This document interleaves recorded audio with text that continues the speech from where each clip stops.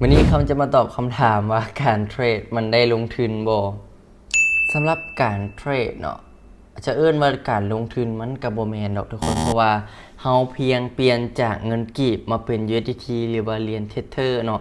เพื่อเอามาเทรดเนาะเพราะว่าการเทรดทุกรูปแบบเนาะเพิ่นจะใช้ USDT ในการเทรดเนาะมาเดี๋ยวมื้อนี้เนาะคำจะมาลองยกตัวอย่างให้เบิ่งว่า USDT เนาะ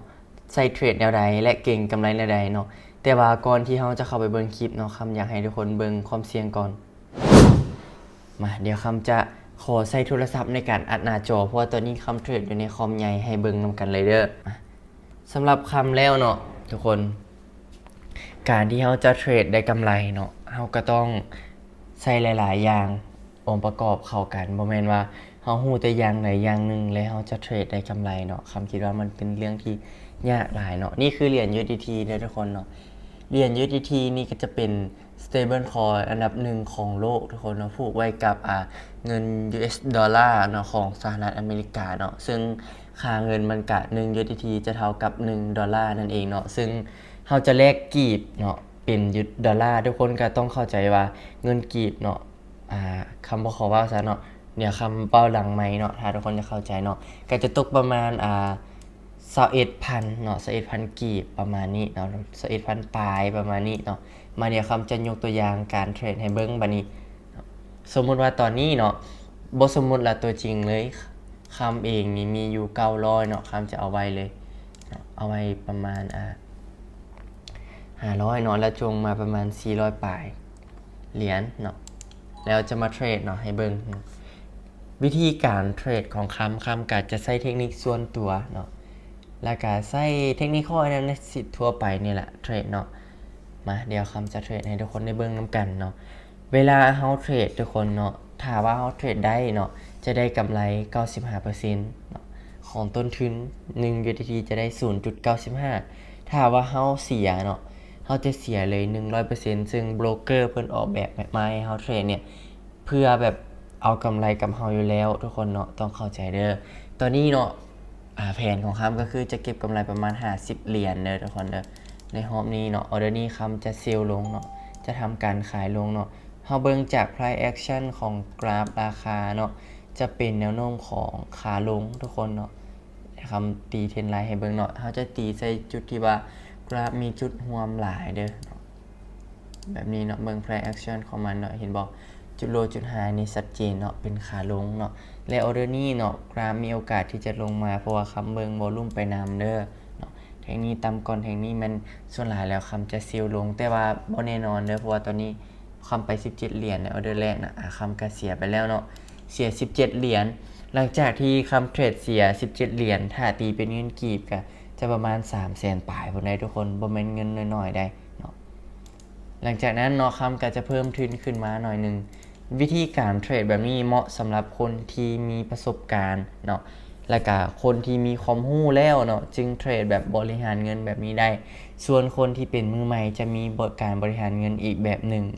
โอเคเอาเดี๋ยวนี้เข้าไปเดี๋ยวคลิปหน้าเนาะคำจะเอาการบริหารเงินการเทรดแบบสำหรับคนมือใหม่เนาะมาให้เบิ่งสำหรับคลิปนี้เนาะคำขออธิบายก่อนว่าการเทรดนี่มันได้แท้เสียแท้แต่ว่าเราต้องเทรดเงินจริงเทรดในโบรกเกอร์ที่สามารถเชื่อถือได้คำบ่ได้แนะนำโบรกเกอร์นี้โบรกเกอร์นั่นทุกคนเราเลือกเองในโบรกเกอร์จะดีที่สุดสำหรับคำเนาะ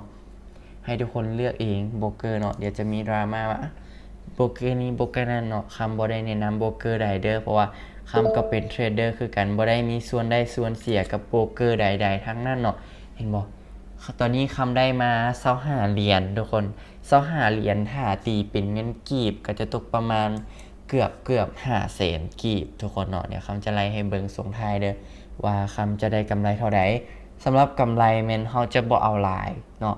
เพราะว่าการเทรด binary เนาะมีความเสี่ยงสูงทุกคนถ้าเอากำไรหลายเกินไปเนาะ1เนาะความเมื่อยของเฮาเนาะมาเจ็ดให้เฮานี่ประมาทตลาดแล้วก็เสียเงินคืนให้ตลาดทั้งเบิดเนาะการเทรดนี่จำเป็นต้องสมมุติว่าเทรดได้แล้วจำเป็นต้องถอนออกมาทั้งเบิดเลยเนาะดีที่สุดออเดอร์นี้คำไปกำไรทั้งเบิดเลยเนาะ25เหรียญซึ่งเมื่อกี้มันพากเป็นเทียนแดงคำคิดว่าจะขึ้นอีกทีนึงแต่ว่าเนาะโบเดี๋ยวมาเบิ่งนำกันเนาะตอนนี้กราฟมีการสวิงขึ้นเนาะ ซึ่งมันจะเป็นปกติของ binary option เนาะทุกคนถ้าวิ1วิ2วิก็สามารถสวิงขึ้นได้เนาะตอนนี้มันคำเก่งกำไรมาแล้วเนาะจากงบ490 เหรียญเนาะคำได้มา 2-3 ออเดอร์เนาะคำก็ได้ขึ้นมาประมาณ45 เหรียญประมาณนี้เนาะทุกคน45ถ้าตีเป็นเงินกีบก็จะตกประมาณ 800,000 กว่าเกือบ 900,000 เนาะก็บ่ได้หลายบ่ได้น้อยเพราะว่าคำก็เอาฮอบละหน่อยเน้นเอาฮอบละหน่อยเนาะพอดีเจอตลาดงามแน่ออเดอร์นี้เฮาดักขายเด้อทุกคนเด้อดักขายลงบ่ฮู้ว่าจะลงบ่ลงมาละคำใช้เทคนิคส่วนตัวที่ว่าสร้างขึ้นมาเองเนาะคิดค้นขึ้นมาเองคำก็อยู่กับมันมาโดนละเกือบ2 ปีทุกคนเนาะเกือบ2 ปีก็ผ่านประสบการณ์มาหลายแล้วเนาะก็มีทั้งได้และก็เสียขอแต่เฮาบ่โลภทุกคนแม่นเฮาได้เนาะถ้าว่าเฮาโลภมื้อใดประมาทตลาดมื้อใดเฮาเสียเนาะได้ต้องฮู้เอาได้ทุกคนเนาะบางคนได้หลายได้แต่บ่ฮู้เอา2 1วินทุกคนเนาะเดี๋ยวเฮาจะมาไล่เบิ่งกำไรทั้งเบิดของเฮานำกันเลยว่าเฮาจะถูกเท่าใดทุกคนเนาะทุกคนเนาะคำเอาให้เบิ่งกำไรเนาะก็คือออกมาหลายออเดอร์เติบเนาะก็ได้อยู่ประมาณ73 เหรียญทุกคนในรอบนี้เนาะ73 เหรียญคูณให้22,000 กีบก็จะตกอยู่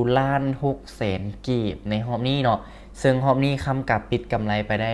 1,600,000 กีบเนาะนั่นเองเนี่ยคำจะไปถอนออกเนาะการเทรดได้แล้วต้องถอนบ่แม่นว่าเทรดได้แล้วเฮาจะปะไว้พอร์ตบ่แม่นถ้าว่าปะไว้พอร์ตมื้อนี้เฮาเห็นเฮาได้เนาะเฮาประมาทตลาดคิดว่าจะได้ตลอดสุดท้ายมาเฮาก็เสียคืนให้ตลาดเนาะและการคลิปนี้เนาะบ่แม่นการซักซ้วนให้เขามาเทรดอย่างใดเนาะการเทรด binary option บ่แม่นการลงทุนการเทรด binary option แม่นการเก็งกำไรระยะสั้นเนาะมันมีความเสี่ยงสูงหลาย